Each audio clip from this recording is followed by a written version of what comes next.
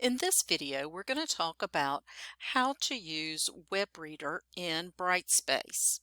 Now, first off, you have three tools for Brightspace. There's webReader, which reads HTML files and content. That's when you do create a file. You have DocReader that reads things like Word, PowerPoint, PDFs, and other such files along those lines in content. And then you have TextAid that reads the rest of the LMS. So let's begin by clicking on a web page. This one is called Learner Support. You'll notice that we have the Listen player at the top. If you click Listen, it will play the entire page.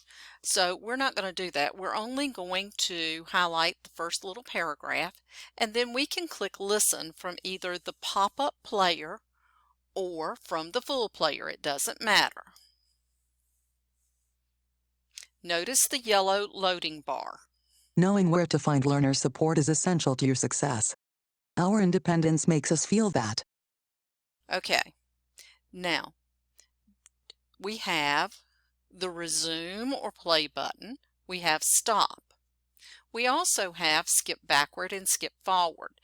Now we're going to look at the skip backward, skip forward, 5 seconds. I can click skip backward to re-listen to something and skip forward to move on past it and catch up to where I was. We will skip backward once and forward twice. Our independence knowing where to find feel that we should learn. You must first figure out how to learn. Now notice that you have a rewind or play from the start button.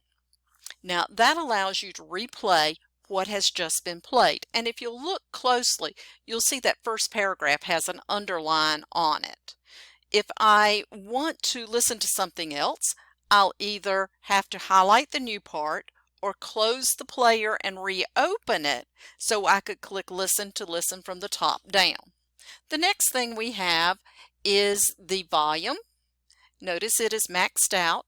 That's because most students prefer to adjust their volume on their headset, earbuds, or computer. They don't want to go in multiple places to make the adjustment. However, if you want to make the adjustment, you can. Next, we have the speedometer. If you push it up, it goes faster. If you push it down, it goes slower for your reading speed. And you need to adjust this to you. This is a setting that is personal to you. And you can set it, and until you clear your cookies and cache, it's set that way. Notice also we have these lines in the lower left corner of Listen. When you click on them, it opens a lower toolbar. So let's look at what's in this lower toolbar. First, we have Settings. And notice at the top you have a menu. This is play. It's also pause, stop, increase font size, decrease font size. Again, we have volume. We see it's maxed out. And we have reading speed. Personally, I like to adjust here because I can control it a little bit better on the horizontal scale than I can on the vertical scale. And we have text settings. We'll come back to that in a few minutes. Now, with our highlighting, we can do word and sentence, sentence only, word only, or no highlighting whatsoever. Remember, highlighting when you're having it read to you helps you build vocabulary. We have right now a word color of blue, a sentence color of green, and a text color of black. But notice we also have underline. So if you are colorblind, you could use the underline to help you build that vocabulary. Now, we only have one underline, so you don't want to choose it for both word and sentence because all you will see it then is in sentence. So here's a little guide for you. If you're doing general reading like a literature or history or something like that where the vocabulary is not large, use the sentence underline. If you're working with vocabulary that is large, like in science courses in particularly, use the word underline because that will help you build your vocabulary. The next things we have are automatic scrolling. We want that turned on so that our player follows us down the page. The text pop-up menu is that little menu that you saw that had Listen, Dictionary, and Translate on it.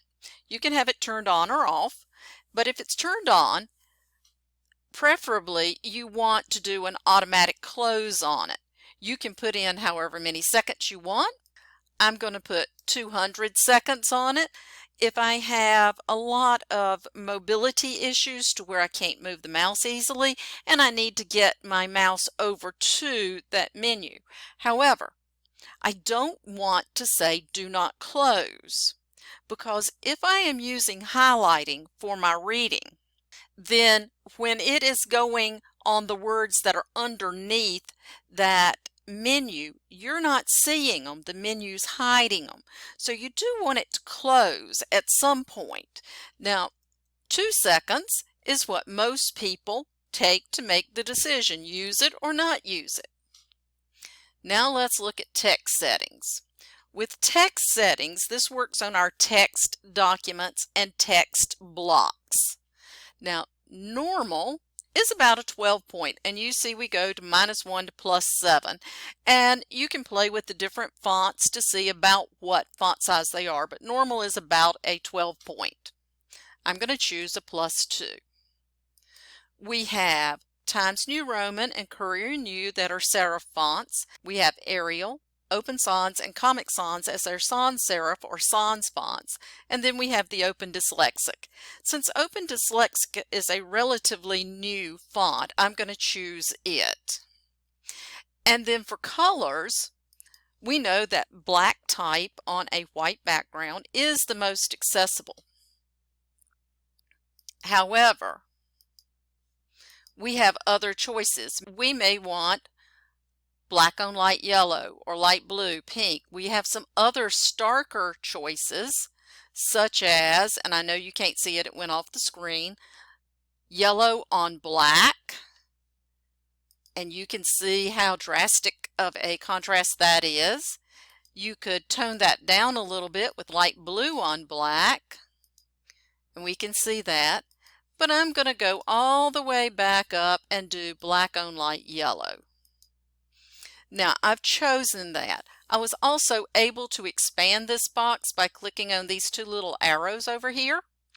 And the other thing that I want to say is this menu that we see up at the top, it is present on all text blocks within D2L that's using our product. Now, looking across, you have two languages. You have American male and American female. Well, we can see it's on American male, but I want American female. We have Read on Hover. With Read on Hover, notice that when I turn it on, it has a green dot on the tool. Now, what happens is as I pull my mouse down the page, I'm going to get orange rectangles around different paragraphs or the page or multiple paragraphs at one time, and I'm going to see a little loading circle in the top left. What I'm going to do is I'm going to push it around some, but I'm going to pause on the second paragraph that you see right now that starts off with "There are other learning resources."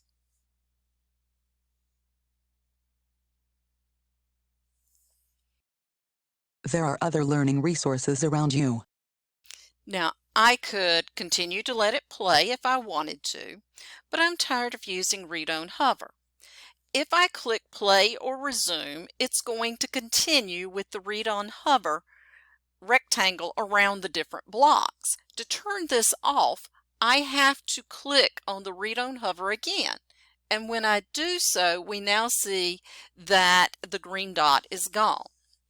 The next thing we have is enlarge text. This is a great tool for ADD, ADHD, students that have cognitive difficulties that need small snippets of information at one time. Those type students really get a lot of use out of this, and also students that have lower vision. It works like the Read on Hover. We have to turn it on, highlight something, or click listen. And then when we're done with it, we have to come back and turn it off from the tool. So I'm going to turn it on. We see the green dot. I'm going to highlight up through the word information on this sentence and click Listen. Each person has different.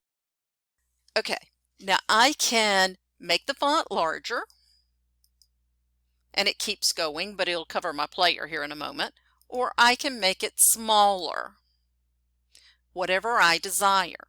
I can restart it, but you can see that your eye is drawn to this green stripe with the blue word on it, since that was the color choices I chose, instead of the white box up at the top. Notice also that not everything is in this block at this time. I'm going to let it finish reading up through the word Preferences. Learning preferences. Now, I stopped it, but it is not turned off till I go back and click on the button again. So I've done that, and it's now turned off. The next button we have is our text mode, and text mode is really cool because what it does is it left justifies everything. It gives you a much cleaner view of the document. Again, here it is with the Open Dyslexic font, a +2 size font, and a yellow background. Well, let's say I don't like that. I want a blue background. So I'm going to come in here and change it to light blue. So now I'm ready to go again. This menu, again, is on all of the text blocks that we have. If I come back next, I have the page mask. And with the page mask, it's like the old cut a hole in a sheet of paper and move it up and down on your book. This is the same thing, but what's cool is you can make the window larger or smaller. It is great for staying online. You can use the bottom edge like a ruler or a note card. It's great for keeping the students that are distracted, your ADD, ADHD, your students with cognitive challenges that require them to have snippets of information, courses that are heavy in information. Really get a lot of use out of this because they can then zoom in on that one little snippet of information that they're seeing. Courses that have codes like OSHA codes, a lot of those are written scenario-wise, and you need to make certain you're not mixing scenarios there if you don't want something bad to happen.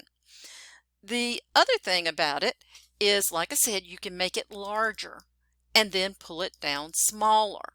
You move it by pushing your mouse up or down on the page and click X to turn it off.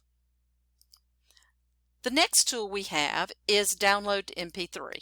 And when you choose Download to MP3, it comes up in a text block. Well, I'm tired of the Open Dyslexic font, so I'm going to move this to Normal, Open Sans, and Black on White. And we see our text box is what it was before. The other thing I'm going to do is bring my box down in size. And this basically says I'm not going to sell this or give it away. This MP3 is for me and me alone. So I'm going to click Agree and Download. Now you'll notice that it comes up with a lot of different numbers and letters as the file name. So I'm going to give it a name that means something to me, which is the name of the file itself. And I'm looking to see where it's going, and I want it on my desktop. And then I click Save. At this point, I have an MP3 file. And I can move that MP3 file to my MP3 player. And depending on which type of player you have depends on how you move it. If I put it on my iPhone, I have to use iTunes to get it there. I have another MP3 player that works like a flash drive. I just drag it over to that drive and it's on the player. So you really have to follow your MP3 player directions at that point. Next we see Help. And in Help, if we go down about halfway, we see Keyboard Navigation, which tells you how to set up an access key. Once you've set it up, it'll be a modifier plus a letter. And you'll notice that Settings is modifier plus S, the first letter of Settings. When we get down here to the reading language tool, modifier plus R is the reading language tool. But now we've already used R, so we can't use that in read on hover, so we used modifier plus H. But now if we go on down, we have text mode. We've used the T earlier. The M is for mask, so they had to come up with another letter. They chose letters in cases like this close to your space bar, so your reach was easy. So if you look through, you'll see each one where they are located. There is also a packet you can download from the web, and in that packet there is a file that has all of these different keystrokes in it. The next thing we're going to talk about is the pop-up menu. And I don't know what the word information means, so I'm going to look it up in my dictionary. So I highlight it and I click on dictionary. And at the top, this basically says you're using an online dictionary. Also notice that you have your text box controls, so we can make changes there. And let's say we want that open dyslexic font again, so we're going to turn that on. We notice that it is a noun. Now something about the open dyslexic font, you have the D that leans to the right, and if we had a B up here it would lean to the left, just like you put your fists together and you lean your thumbs out to know the difference between B and D, or you turn them upside down to know the difference between P and Q. That's what the open dyslexic font is doing. It helps the student anchor the letter so they can use phonics to pronounce the words, the sounding out instead of the shape of the word to learn it. Well, what happens if I try to look up the word studying? It says it couldn't find it. Well, the reason why it can't find it is the same reason you wouldn't find it in a paper dictionary. In a paper dictionary, you have to look up the root word of study, and then you have all your suffixes listed after it. The same thing in an online dictionary. I'm going to change this back to Open Sans, and I'm going to look up the word study. Now I don't highlight the ing, just the word study. And we can see study can be a noun or a verb, and it gives you all the possible definitions, and you have to figure out which one goes with the ing version that you're using. The last thing we have is translate. So I'm going to take learning resources, and I need to translate that to, let's say, Spanish. And there's our translation. Notice at the top we do have this menu of commands that we can use to make changes to our text block. Notice also we're using Google Translate. If you don't know a lot about Google Translate, first off, it is a word-by-word or phrase translation. If you translate sentences or paragraphs or pages, the sentence structure will be incorrect in most cases. Therefore, you might get a gist of what the document was saying, but it is not going to be grammatically correct. It would sound like a broken language if you were reading it. Verbs not in the right place, nouns set up as modifiers or something along those lines. So it would not be a good idea to translate an entire document. But if you bump across another word that you don't know the meaning of, you could easily translate it. This is a great tool for English as a second language students, because then they are able to make that translation and associate the new vocabulary word. And if they need to, they could have it read out loud so they know what it sounds like, and they can then look at the translation, make the connection, and they're ready to move on. Now, this is all that I have about webReader. If you have questions on it, please make certain you email me, and I will get that information to you.